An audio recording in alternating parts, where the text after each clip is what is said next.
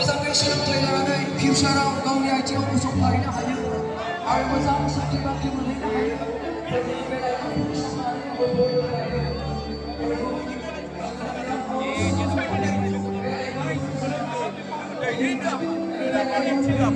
Dan karena dan bagian ber, saya melakukan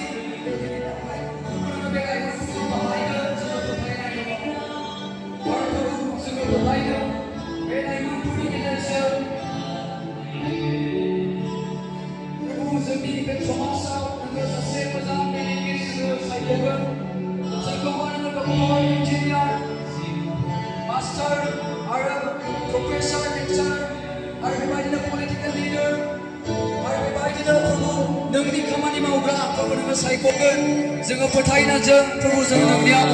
बे लाइमोनफोरखौ जोङो गथायदों प्रभु आरो प्रभु जोङो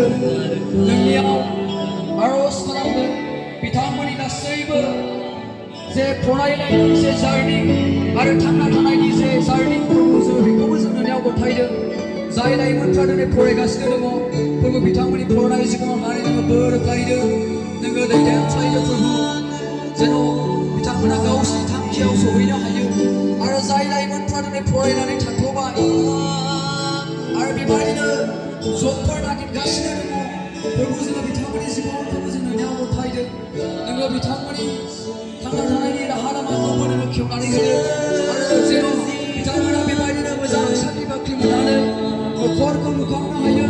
आरो गावनि आथिङाव गसंथानो हायो आरो बेजों लोगोसे नोंनि मिनिस्ट्रियाव प्रभु आखाइ फोलावनो हायो एबा हेफाजाब होनो हायो प्रभु नों बेबायदि बोर आशीर्बाद नोङो दान खालामदो बे लाइमोनफोरनि सायाव प्रभु जोङो फोथायदों बे लाइमोनफोरनि गासैबो थांखिखौ एबा साननायखौ प्रभु नोङो जाफुंहोगोन आरो सानसे समाव प्रभु नोङो बे लाइमोनफोरनि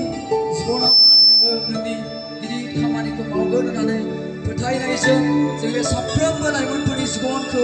जोङो नोंनि आथिं गुदियाव गथायनानै हामबायनायजों सासेल' बासायग्रा जिसु ख्रीष्टनि नामै बिबाय आमेन। हामबायसै बे समाव थांनो हासिगोन।